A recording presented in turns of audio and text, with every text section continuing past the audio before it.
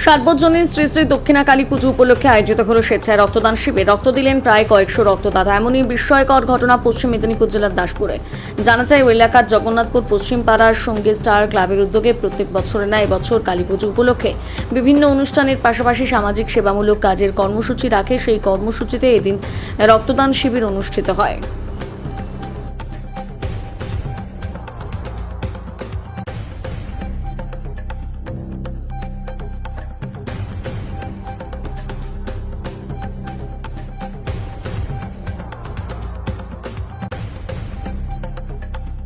বিষয়ের নাম বলে